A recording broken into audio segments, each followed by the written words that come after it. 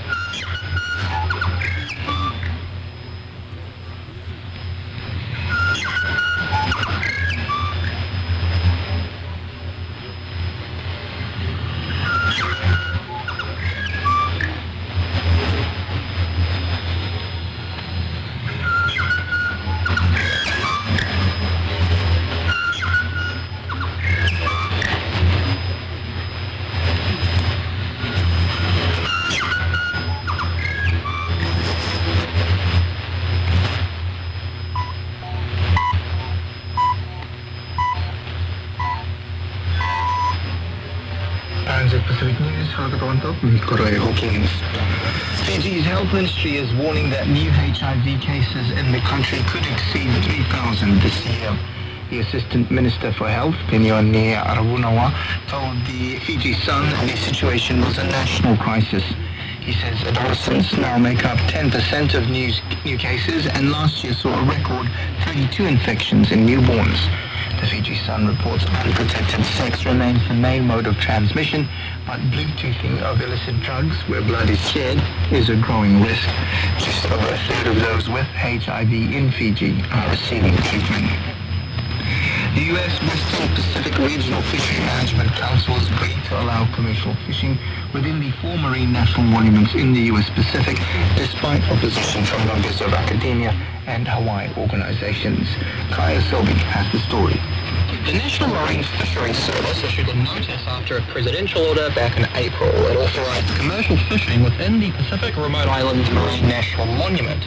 This was later tossed by a federal court in Hawaii, but the U.S. Council has now endorsed commercial fishing within the boundaries of all 4 U.S. marine monuments in and around Hawaii and the Pacific Territories, in contradiction with the court order. That means the government now has the ability to open all marine protected U.S. Pacific waters to commercial fishing. Manuel Brenes from Guam Fishermen's Cooperative Association says in the region there are no commercial fishers, rather the boats owned by local families fishing for the benefit of the community. Marshall Islands president has accused the United Nations of gaslighting by excluding Taiwan from high-level engagements under the One China policy. In 1971, the UN officially recognized the People's Republic of China as the sole legitimate representative of China to the UN under UNGA Resolution 2758. Hilda Heine says Taiwan is an important partner to the Marshall Islands and the world, providing technical cooperation towards sustainable development goals and promoting regional peace. Taiwan has been repeatedly excluded from important international engagements throughout the UN system. Never has there been such gaslighting in this institution. While this resolution does address who sits behind a nameplate at the UN, it does not justify any basis for coercion or seizing sovereign control from an independent democratic nation. Heine called for the United Nations Secretariat to put an end to what she called discrimination against Taiwan.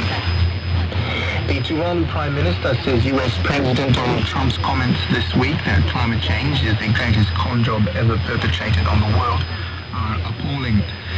Ricky Dale has co-chaired the latest meeting on the existential threats posed by sea level rise in New York earlier today. He says the United States is a powerful country and should show leadership in this area. U.S. position on climate change and even renewable energy, they totally discussed it's quite concerning to countries like Toronto that are at the forefront of the impact of climate change. Foreign Affairs Minister for New Zealand, Winston Peters, pointed to the four big emitters, the US, China, Russia and India, at the climate change meeting, saying small countries couldn't do it alone.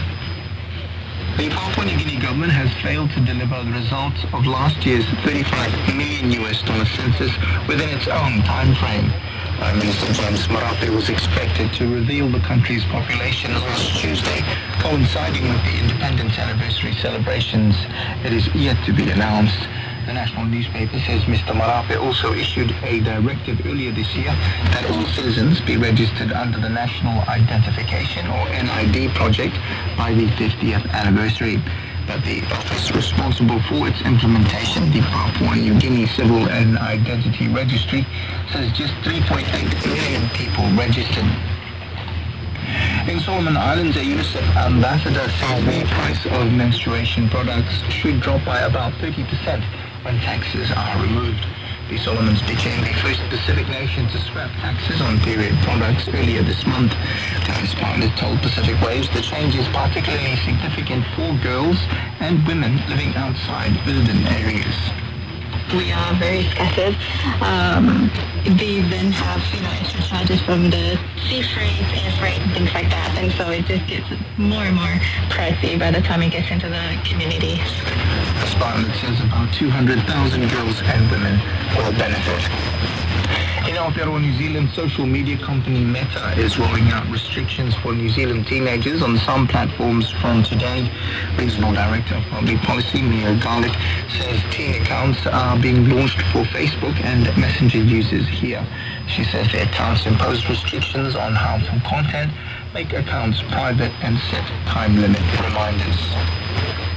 What we've seen from the global rollout that included New Zealand on Instagram is that 9 out of 10 active teen accounts are actually staying in the protections. So I think to us that suggests that these protections actually are a good balance and they are being responsive to the needs of young people. A lobby group called the 416, which wants a social media ban for under 16s, warns that teenagers will dodge the restrictions. Co-chair Anna Curzon says they will set up new adult accounts to bypass age verification. In sport, the All Blacks may have lost captain Scott Barrett for tomorrow's Bledisloe Cup test against Australia at Eden Park, but they do have some experience returning. Coach Scott Robertson says it's great to have hooker Cody Taylor, halfbacks Cam Roigard and Cortez Artima, and wing Caleb Clark back from injuries. Right, a couple of halfbacks back and your starting hooker, had your test hooker, you could have Caleb back on the wing. It's obviously really important for the aerial game.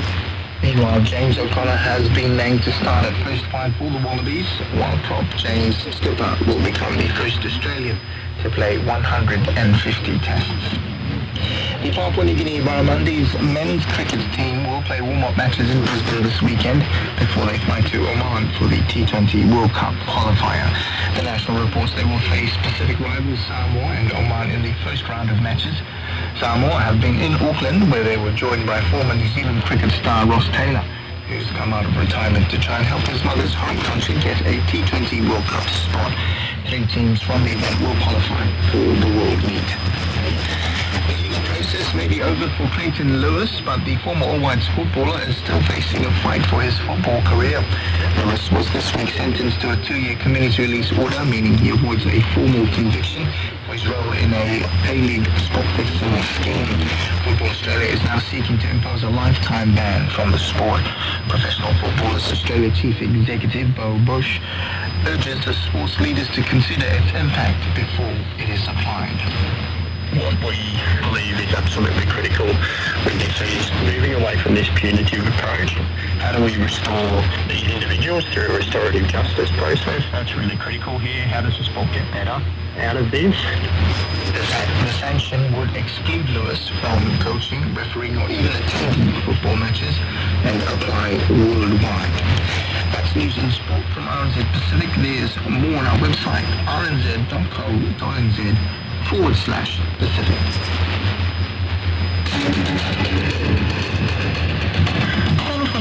This is Pacific Waves from RNZ Pacific. I'm Susanna Suzuki. Coming up, start having discussions, start sharing the burden, start to prioritize what is really important. The impact dementia has on families. Also, I know the UN official stated in 1989 that within a decade entire nations could be wiped off the map by global warming. Not happening. US President labels climate change as a scam, and Manu Samoa takes on Chile, keeping their World Cup hopes alive. But before we get into all that, I just want to correct the record on an interview in our Thursday program with Nick McLellan regarding Citizenship Day in New Caledonia. A young man who was shot and killed in New Caledonia last Thursday, Farah Tunia, was not Kanak as mistakenly referred to by Mr. McLellan. He was of Brazilian heritage. RNZ Pacific sincerely apologizes to listeners and the family of Mr. Tunia for this error. In Aotearoa, 70,000 people are estimated to be living with dementia. Mutalau Umoi is one of these. Her son Sabini has been her caregiver for 8 years. His TikTok account shares what it's like for families impacted by dementia and has thousands of followers. I visited Sabini and Mutalau at their Auckland home. How did the discussion of you becoming the caregiver come up? Let me tell you, girl, I'm going to be, again, like, just because I've lived a life of pleasing others and saying and being something that I wasn't. I have been accustomed to not telling the truth, and I've been really good at lying. And so, if I'm going to be completely honest, there was no discussion. And I think what is common that I've found now in particular, not only in my experience, but many others that I've spoken to that are in the same particular predicament as me, is that these conversations are not normalized, in particular in our culture. And again, I speak from experience in terms of being the baby, not having a child, not having a partner, but also I think one other thing that people also, or that I don't talk about much very often, is the other role or the other community that I fall into, which is the role of a whawhawhine or the LGBT community. So it's a very complex type of thing more than anything, and so it's, yeah, again, it's not normalized. It's almost like I'd like to say an inheritance. I inherited this role because of my place in my family and because of my lifestyle and because of, again, my life choices. But yeah, again, it needs to be normalized because to not have the discussion and then to expect someone to deal with it or to deal with what they're dealing with and then have to add on having to be a caregiver and then all of the emotions, you know, the roller coaster of emotions and the exhaustion, you know, the list goes on. Like, it needs to be normalized because it just, for me, one thing that stands out is, or that I kind of ask myself as opposed to voice out to my sibling.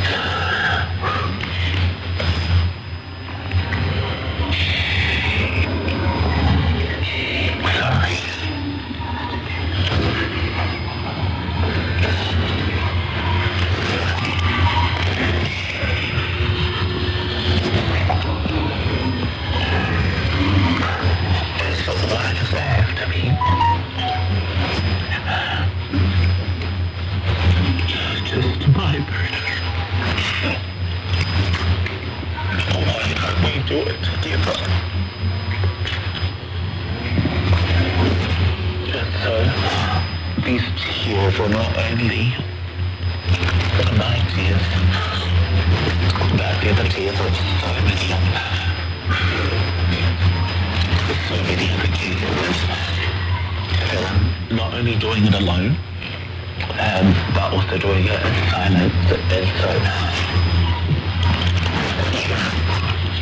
we need to start talking about those things and having those discussions. Some of the challenges that you've shared just now. It's less you creating the support network, right? Like, can you tell me a bit more about that? Divine timing, it has allowed me to have an outlet, and it comes at a perfect time at the end of the week on a Sunday night, to be able to just vent. But what is different is because, you can say that there's a lot of support groups, why don't you see a counsellor or a therapist, or, go talk to a friend.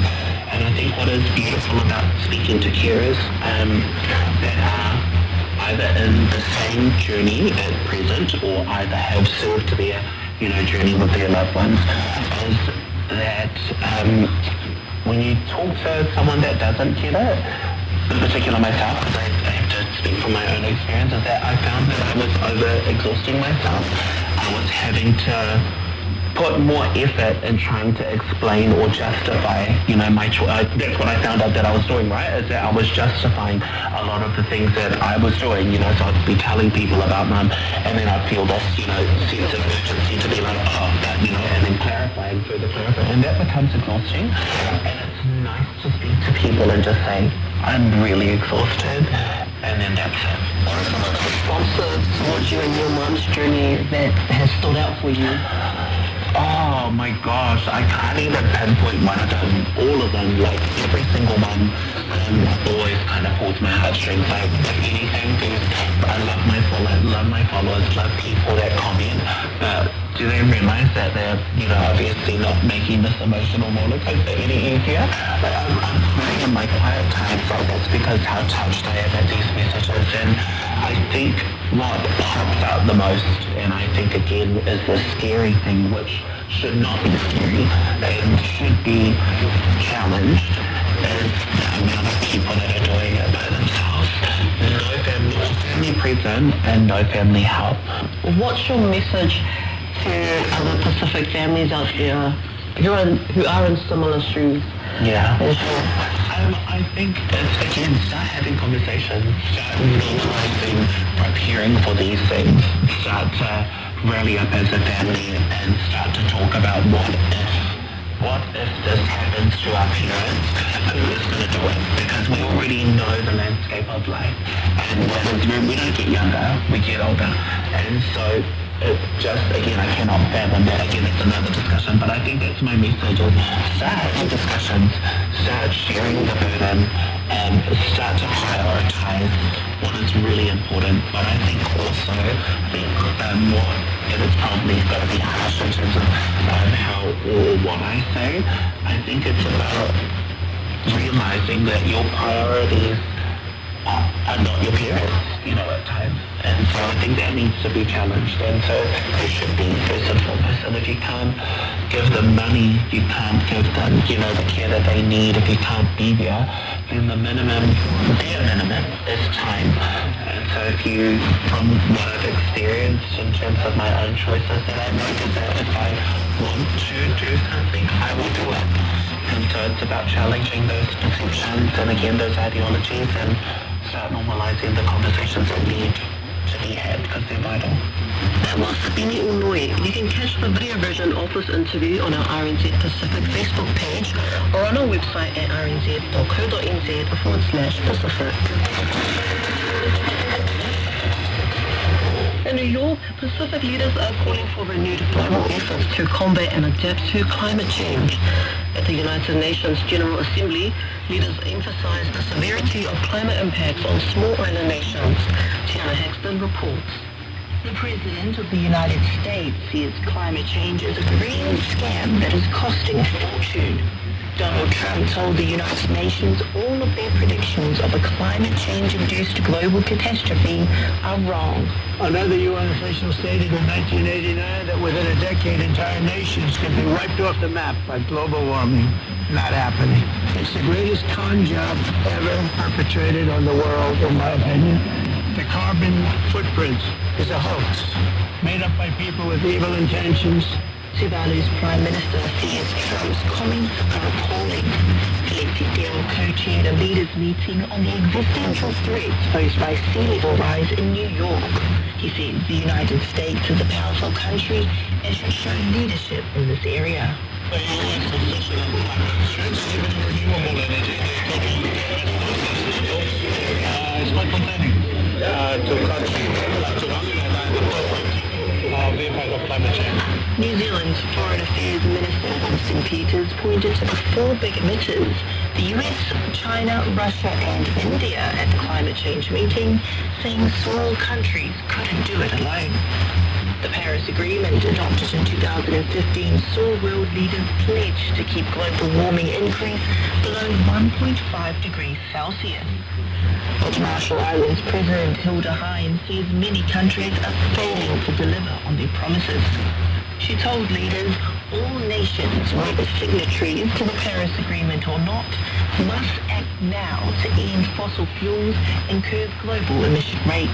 The vast majority of countries are failing to meet their obligations. We've heard the promises. The promises don't reclaim land and empowers nations like mine. They don't develop mangrove defenses, shore up our hospitals and schools against rising seas, or preserve cultures deeply tied to land that is slipping on their wings. The Kiribati president has added his voice to the renewed calls for climate action. Vanessa Mamau told world leaders their sinking islands must adapt to survive. Kiribati face climate challenges, but it remains resilient. We urge global action to limit warming to 1.5 degrees Celsius, giving midterm hope and assurance that Kiribati and other vulnerable countries will continue to exist in light of climate change. The president of Nauru reiterated the Pacific's need for better access to climate financing. David Adiang says climate change is more than an environmental crisis. It is a direct threat to the peace, security and survival of the region. Small island developing states still face unacceptable barriers to climate finance. Despite countless pledges, those least responsible continue to struggle most to access the resources urgently needed for adaptation and mitigation. Simply put, the time for debate has passed. Concrete climate action cannot be postponed any longer. In a direct response to the difficulty of accessing climate financing, Pacific leaders launched the region's own financing mechanism, called the Pacific Resilience Facility, which is the first Pacific-led, owned and managed climate finance fund. It aims to raise $500 million over the next 15 months.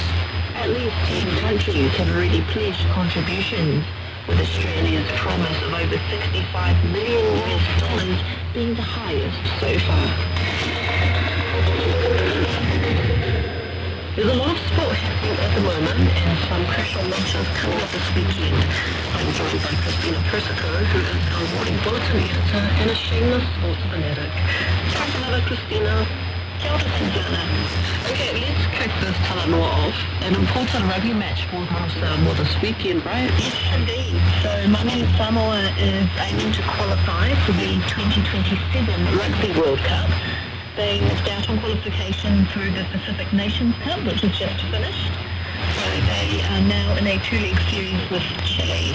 The first match was a 32-all draw, and Samoa had to come from behind to get that tie.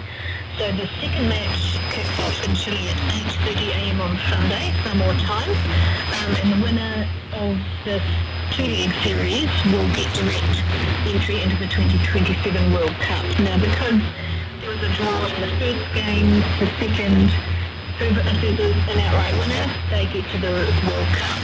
The loser does have one more chance. They go to a last chance tournament in Dubai in November. I also understand that there's been some futsal success for Solomon Islands this week. Yes, Solomon Islands took out the Oceania Football Confederation Futsal Cup. Now, futsal is indoor football, soccer, with fewer players on each side. The Futsal Cup is a tournament where there's no playoff. It's based on your results in 4 matches, and the Kurukuru had 3 wins and a draw for 10 points. The all-important win coming over New Zealand, who finished on 9 points overall, with 3 wins and that lost to the Solomons. So the Solomons needed to win their final game against Tuvalu and we did that, beating them 7 goals to nil. And there are youngsters that are also getting out and about in age grade tournaments this week. That's right. There's currently the Under-19 Oceania Women's Football Tournament. That's still in its pool stages and continues into next week. The final event is set down for October the 4th local time in Tahiti. Then on the other side of the world, in Gibraltar, the Netball World Youth Cup is getting to the business end. The Cook Islands was the best of the Pacific teams, both on at the quarterfinal stage to South Africa. The semi-finals and finals are on over the weekend, and also the competition for the minor placings. What else is going on in the world of sport at the moment? Well, there's some big rugby matches this weekend. The Women's Rugby World Cup final, England against France. This will be early Sunday morning New Zealand time. England went in as favourites, and of course, when they lost the last World Cup final in Auckland to New Zealand, the Kiwis got a lucky line out score late in that game. But Canada looked really good when they knocked the Black Ferns out in this current World Cup last week, so it should be a good one. Saturday evening, actually, New Zealand time, the All Blacks host the Wallabies at Eden Park. This game affects both the Trans-Tasman Bledisloe Cup and the Wider Rugby Championship. The All Blacks, of course, are coming off the back of their largest ever defeat to the Springboks, while the Wallabies have been in good form of late. The All Blacks will be without captain Scott Barrett, who is injured, so Adi Savia will wear the captain's armband. And if you're into your golf, the Ryder Cup tournament between the USA and Europe is on this weekend. That gets underway Friday night our time. Awesome. Thank you so much, Christina, for the update. That's Pacific Waves for today. For episodes, head over to rnz.co.nz/Pacific. We're also on Spotify, Apple, and iHeartRadio. For myself and the RNZ Pacific team, 4534.